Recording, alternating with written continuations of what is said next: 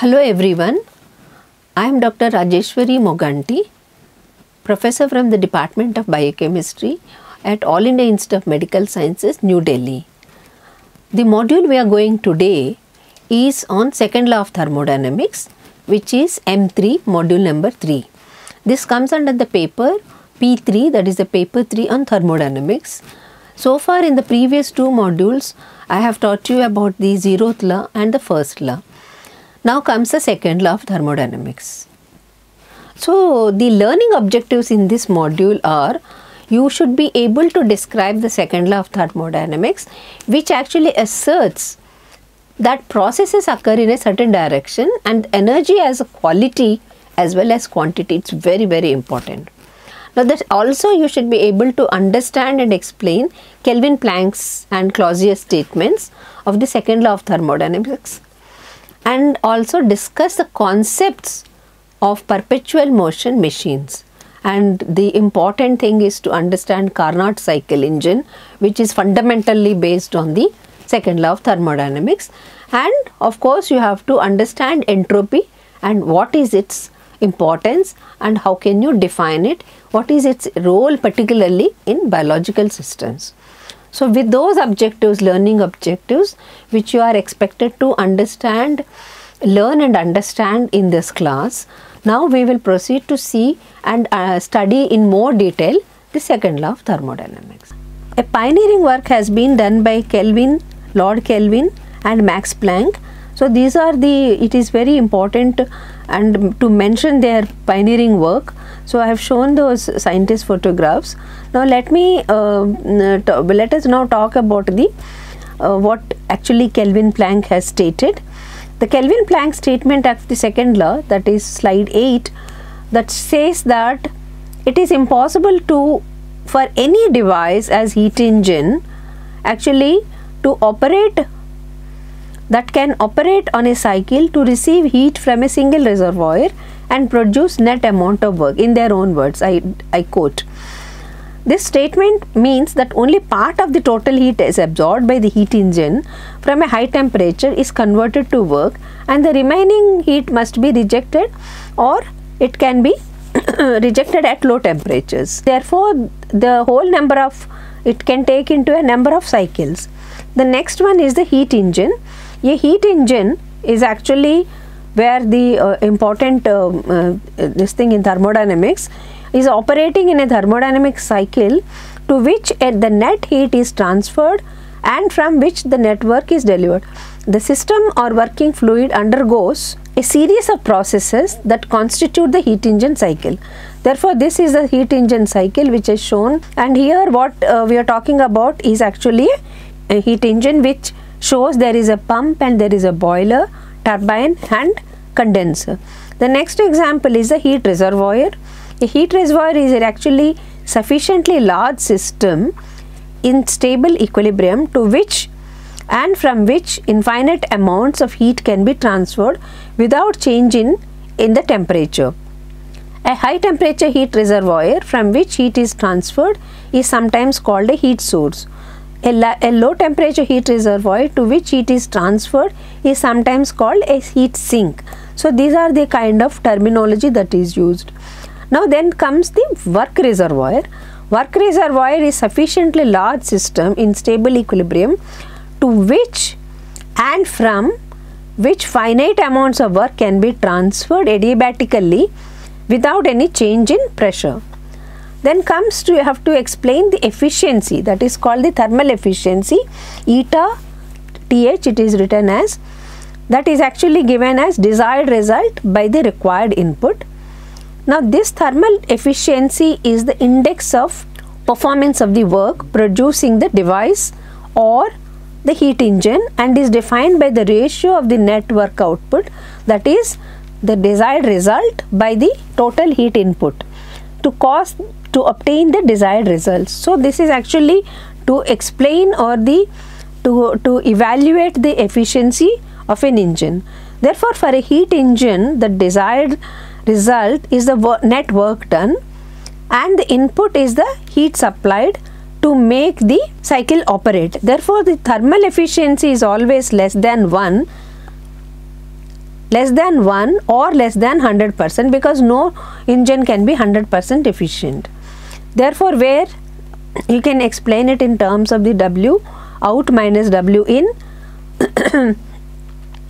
and here the use of the in and out subscripts means to use the magnitude to take the positive value of the either work or heat transfer, and let the minus sign explain in the net expression taking the direction of the reaction. So now you apply the first law to cycle heat engine. Therefore, it will become, it has been shown here in this, that so the statement can be expressed in terms of no heat engine is 100% of thermal efficiency. How can you say that? Because the cycle thermal efficiency can be written as eta equal to W out, that is work done by that is a Q, that is heat input, Q in, that equal to Q in minus Q out by Q in by Qn in, that is actually equal to 1 minus Q out by 1 Qn.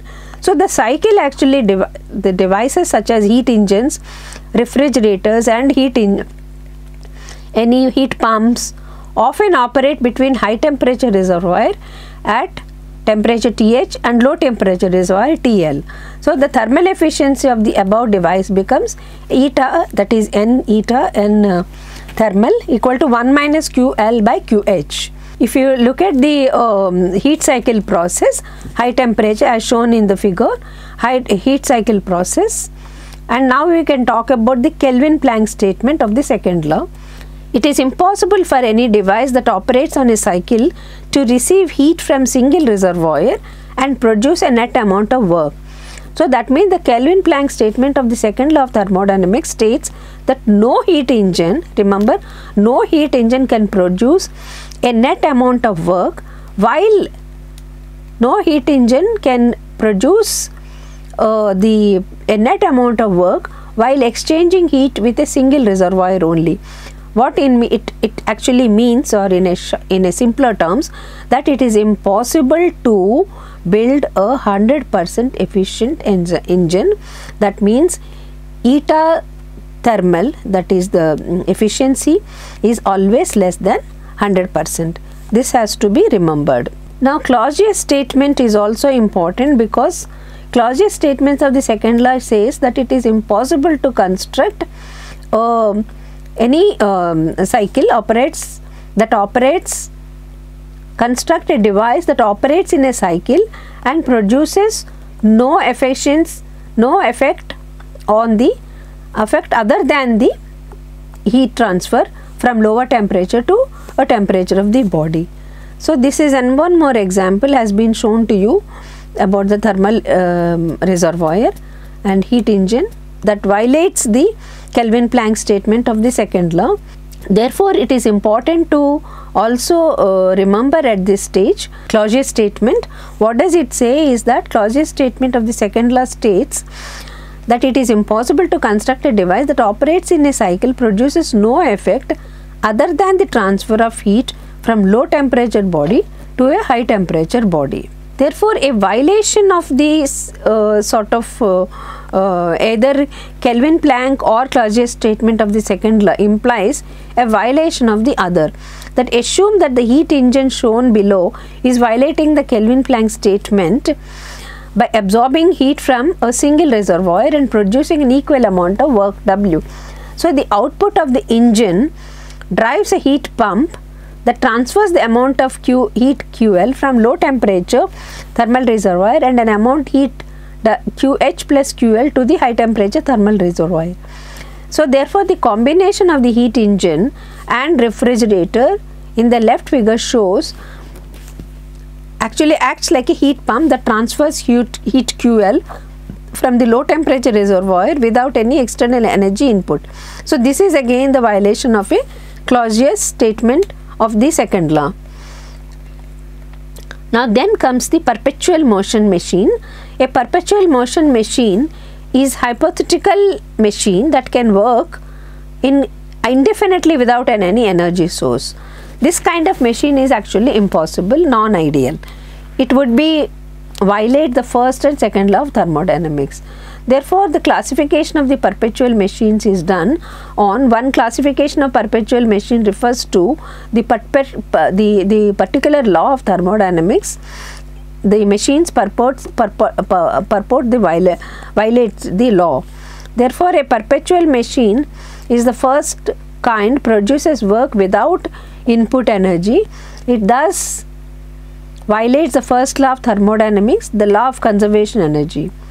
Also, a perpetual motion machine of the second kind, what happens in this is that is a machine which spontaneously converts thermal energy into mechanical energy. When the thermal energy is equivalent to work done, this does not violate the law of conservation of energy, but it does violate the more subtle second law of thermodynamics and entropy. Therefore, the signature of the perpetual motion machine is of the second type is that there is only one heat reservoir involved, which is being spontaneously cooled without involving a transfer of heat to a cooler reservoir. This conversion of heat into useful work without any side effect is also impossible, which is not ideal. Therefore, according to the second law of thermodynamics, this is also not possible. Now, there is another one, third type of perpetual machine, that is motion machine of the third type. What is it? Is usually but not always defined as one that completely eliminates the friction and other dissipative forces. Again, this is not possible, practically not possible. This to maintain the motion forever due to its mass inertia. Therefore, third in this case refers to solely to the position in the above classification scheme, not the third law of thermodynamics. Therefore, it is impossible to make such a machine, and as dissipation can never be completely eliminated in any mechanical system. Therefore, no matter how close a system gets to this ideal system. Therefore, before going to the Carnot cycle, I also would like to show you the Clozius photograph, who has done pioneering work on this, where his statements have been explained very clearly. And then comes the term entropy and so on.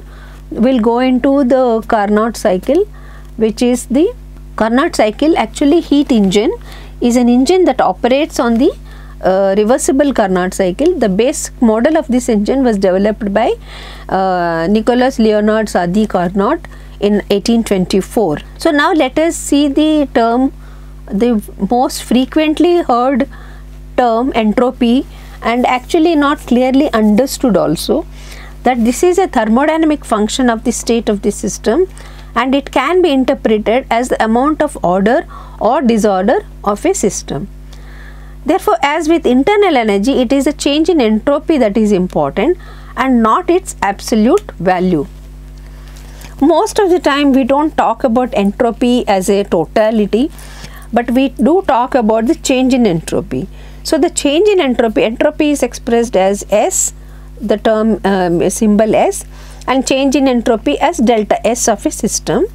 When an amount of thermal energy Q is added to a system by a reversible process at constant absolute temperature T, then it is the entropy, change in entropy is given by delta S equal to Q by T, and the units of the change in entropy are given as joules per Kelvin, Kelvin T temperature in temperature expressed in Kelvin, and Q expressed in joules.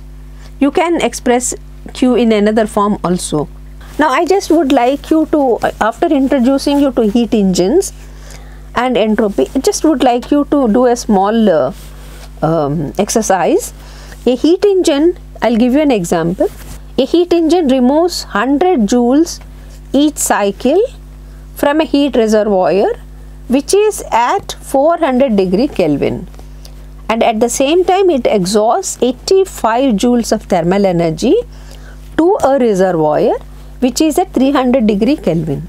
So now I want you to sort of calculate and the change in entropy for each of the reservoir. You are given Q, I am giving an example, very simple one. I am giving you a hint, which is Q is given and also T is given. So you are asked to change in the entropy of the each reservoir. Now I request you to pause the video for a minute that you are watching and come back to check your answer. I am giving you the solution now. Since the hot reservoir loses heat, we have delta S by Qt, which is given by minus 100 joules by 400 Kelvin Q by T, which is equal to minus 0.25 joules Kelvin.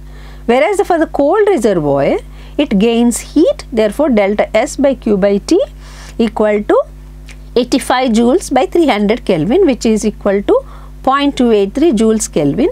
Please remember the sign of the heat, the change, that is delta S, is very important, because most of the reactions are dependent on change in entropy, that is the change is always plus or minus. So it's important that you mention the sign of your answer. Therefore, the increase in entropy of the cold reservoir is greater than that of the decrease of the hot reservoir. Have you got it right? Please check your answer. Slide 24. Now let's go into see the examples of the second law with the systems, natural systems. In this example and all other cases, we have found that the total entropy always increases. You heard many times people saying the entropy of the universe is increasing. What does that mean? This infers the total entropy increase in all natural systems. The entropy of a given system can increase or decrease, but the change in entropy of the system, that is delta S, plus the change in entropy of the environment, delta S environment, must be greater than or equal to 0, which actually means very simple, delta S equal to delta S, that is the system, plus delta S environment is greater than or equal to 0. Now in terms of the second law we have studied, okay, but second law and entropy are very closely related. Therefore, in terms of entropy, the second law of thermodynamics can be stated as the total entropy of any system plus that of its environment increases as a result of all natural processes, and the entropy of the universe is increasing, always increases. Natural processes tend to move toward a state of greater disorder. What does it mean? Greater disorder, increase in entropy. Now irreversible processes, I have talked about it in mentioned to you in the previous class, that irreversible thermodynamics process can be an irreversible or irreversible. Now irreversible process is an example where a block of ice can slide an inclined plane if the frictional force is overcome, but ice cannot spontaneously move up at a higher side because of its own on its own, because it is not possible. The conversion of the mechanical energy to thermal energy by friction as it slides is irreversible. So this is one of the examples which I have shown you here, that the ice minimum energy, maximum order, crystal structure, it is order, structure is an order, whereas if you take water, liquid water, it has maximum entropy, minimum order, it can flow into any structure, there is no proper structure, it can flow into any direction, any shape. Therefore, water has a maximum entropy, minimum order, and ice has a minimum entropy and maximum order. Now, how can you explain this process in terms of entropy and heat? If thermal energy could be converted completely to mechanical energy, the Kelvin-Planck statement of the second law would be violated. Therefore, in terms of entropy, the system tends to greater disorder, entropy decreases. In another case, the conduction of thermal energy from a hot body to cold body is also irreversible. Flow of thermal energy completely from a cold body to a hot body violates the Clausius statement of the second law, and in terms of the entropy, a hot body causes greater disorder of the cold body and entropy increases. This is what can be explained the same statement in terms of entropy. If thermal energy was given by a cold body to a hot body, there would be a greater order in the hot body. and the entropy would decrease. This is not allowed by the second law. Irreversibility can also occur if there is turbulence of an explosion causing a non-equilibrium state of the gaseous state. The degree of disorder increases and the entropy increases. Entropy indicates that the direction in which process a reaction can occur. Therefore, entropy is often called the arrow of time. It has a direction, only one way. This was first applied to the definition of entropy by Ludwig Boltzmann in 1844 to 1906, and this is a statistical approach. If you actually flip a coin 100 times, it is improbable for the 100 coins to land upon the heads. So it is highly improbable. So the probability of rolling 100 sixes from 100 dice is even less. So what does it mean? A small sample of gas contains billions of molecules, and the molecules have many possible microstates. So it is impossible to know the position and velocity of each molecule at a given time. So the probability of these microstates suddenly coming together into some improbable arrangement is actually infinitely small. That is why in reality the macrostate is the only measurable part of the system. The second law actually in terms of probability does not infer that a decrease in entropy is not allowed, but it only suggests, remember, it only suggests that the probability of this occurring is very, very low. Now heat degradation, a final consequence of the second law is actually the heat degradation of the universe. It can be reasoned that in any natural process some energy becomes unavailable to do useful work. An outcome of this suggests that the universe will eventually reach a state of maximum disorder. Therefore, an equilibrium temperature will be reached and no work will be able to be done. All changes of the state will cease as all the energy in the universe becomes degraded to thermal energy. This point in time is often referred to as heat death of the universe. At this stage, I would like to compare both the Kelvin-Planck statement and Clausius statement. In both of them, there are some similarities, but Kelvin-Planck statement actually is applied to heat engines, whereas the Clausius statement is for the refrigeration and heat pumps, and both of them are actually a kind of negative statements that it should not, and both of them have the experimental observations, but there is no mathematical proof. That has to be remembered. So in a way, both have similar observations but without any mathematical proof. So after studying the second law of thermodynamics and its applications to biological systems, now let us summarize. When energy changes from one form to another, or the matter moves freely, that means spontaneously, that entropy, that we call it as disorder which increases. So we say the differences in temperature, pressure and density actually tend to even out horizontally after a while, like in a directionality. The second point is heat can never pass from a colder to a warmer body without some other change that is connected unless externally has given some kind of a pressure, some kind of a operation. And third one, it is impossible to devise a cyclically operating device, engine, the sole effect of which is to absorb energy in the form of heat from a single thermal reservoir and to deliver an equivalent amount of work, which is not possible. The entropy which I have introduced to you is an isolated system. In an isolated system, the combination of subsystem under study and its surroundings increases during all spontaneous and chemical and physical processes. Remember that the entropy of the universe is continuously increasing. This is an important aspect, which means the disorder. I have given the example of ice and water and many more examples. So with this entropy, second law of thermodynamics are being taught in this module, and in the next module we will do the third law of thermodynamics. Thank you.